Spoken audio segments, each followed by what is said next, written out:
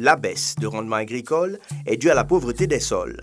Des techniques simples permettent de produire du compost pour restituer la matière organique au sol. Cette vidéo présente la technique de compostage en tas qui permet aux producteurs d'obtenir de la fumure organique en quantité et en qualité en si peu de temps. Pour réaliser le compostage en tas, il faut d'abord premièrement le choix du site. Le site doit être accessible à côté d'un point d'eau et sous ombrage.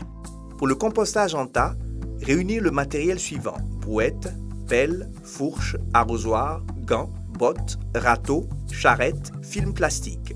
Les matériaux à composter doivent être constitués de matières biodégradables, débris végétaux, les déjections animales, les cendres, Burkina phosphate de 200 à 400 kg. Éviter les matières plastiques, le verre, le fer, les piles, etc. La préparation de la fosse d'ancrage et du matériau à composter. Découper les résidus de récolte en petits morceaux d'environ 10 cm. Arroser si possible les résidus concassés 24 heures avant le jour du compostage.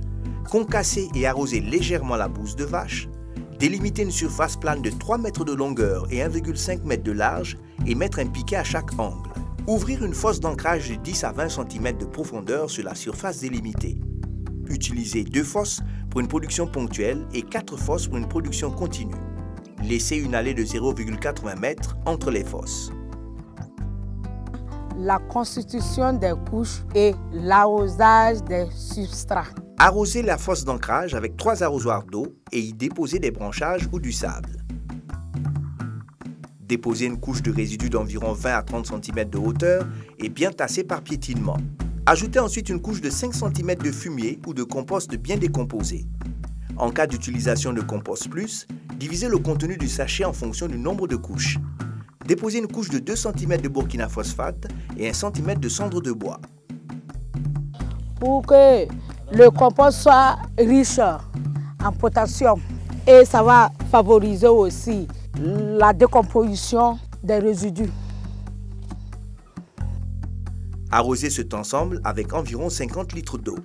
Répétez le même scénario jusqu'à ce que le tas atteigne 1 m à 1,20 m. Soit environ 4 à 5 couches. Notez bien, en cas d'utilisation de compost plus comme activateur, ne plus utiliser les déchets d'animaux.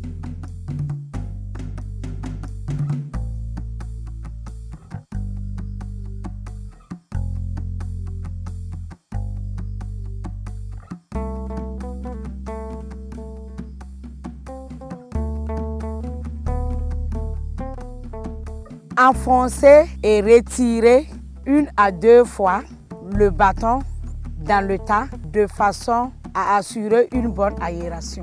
Recouvrez le tas avec un film plastique noir pour conserver l'humidité et la chaleur.